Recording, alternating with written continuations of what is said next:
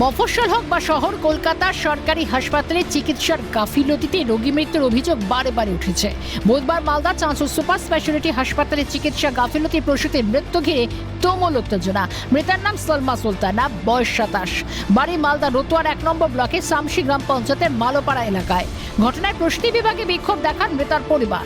পরিস্থিতি নিয়ন্ত্রণে আনতে ঘটনাস্থলে পৌঁছায় চাঁচল থানার পুলিশ। পুলিশের সঙ্গে মৃতার পরিবারে তুমুল বচসার অভিযোগ। পরিবার সূত্রে জানা যাচ্ছে 3 দিন আগে প্রসব যন্ত্রণা শুরু হওয়ায় ওই প্রসূতিকে নিয়ে আসে হাসপাতালে ভর্তি করে মৃতার পরিবার। প্রথম সন্তানের জন্ম দিতে চলেছিলেন তিনি। পরিবারের অভিযোগ, ভর্তির পর দীর্ঘ সময় কেটে গেলেও প্রসব না হওয়ায় চিকিৎসকদের কাছে বারবার সিজারিয়ান অপারেশনের আর্জি জানানো হয়।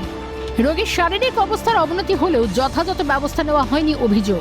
এমনকি তাদের সঙ্গে চরম দুর্ব্যবহার করার অভিযোগ মৃতার পরিবারে। ডাক্তার একবারের জন্য দেখেনি? ডাক্তার দেখছে, ডাক্তার দেখে যাচ্ছে, দেখে নিচ্ছে, বলছে ঠিক আছে। কিন্তু আমরা বারবার, এবার আমি আজকে যখন খবর পাই, শামসি আমার বাড়ি, শামসি থেকে খবর পেয়ে আমি আসি, তখন বাবা ফোন করছে পেশেন্টটা মারা। কী কারণে? বেডের সবারই আওয়াজ পাচ্ছি যে ডাক্তারের কারণে মারা গেছে। ডাক্তারের কারণে না, বেডে 10টা পেশেন্ট না হলো বলছে যে ডাক্তার এসে পেটটা কী করলো না করলো পেশেন্টটাকে মেরে ফেলতে চলে গেল। বলছি ডাক্তার কোন? এবার ডাক্তার যদি সিজার করতো, আমাদের কথা গাইনো আছে, নাম আমরা জানি না, ডাক্তার যদি সিজার করতো আমার পেশেন্টটা মারা যেত না। একমাত্র ডাক্তারের কারণে আমার পেশেন্টটা মারা গেল। আপনারা কি সিজারের কথা বলেছিলেন? হ্যাঁ বলেছি, ব্লাডও যদি চেয়েছি আমরা। ডাক্তার পালিয়ে গেছে সবটি, ডাক্তার একটা জানাই সবটি পালিয়ে গেছে। তাহলে কি চিকিৎসকের গাফিলতিতে এই মৃত্যু? হ্যাঁ, চিকিৎসার গাফিলতিতে মৃত্যু হলো। আচ্ছা, কি চাইছেন এখন? এখন আমি শাস্তি চাই। আমার ইচ্ছা করে না যে ডাক্তারকে আমি দেখি, আমি জীবনকে আবার আমি শেষ করে দিই। এই ঘর ঝাড় দিছে ঝাড়ুদার নিতে, আমি এক সাইডে খাড়ে আছি, ধরফড় করছে আমার ধন, আমি সাইডে খাড়ে হয়ে আছি। তোমার লজ্জা নাই? তোমাকে লজ্জা লাগে না? তুমি কেন এটা দাঁড়িয়ে আছো? মনে হয়েছে ওদের কাছে আমি মানুষ লই। ডাক্তার কি এসেছিল দেখতে পেশেন্টকে? ডাক্তার আসেনি, বললো যে 9টার দিকে ডাক্তার আসবে, আসেনি। চিকিৎসার গাফিলতির কারণেই কি মৃত্যু? কোথায় বাড়ি আপনাদের?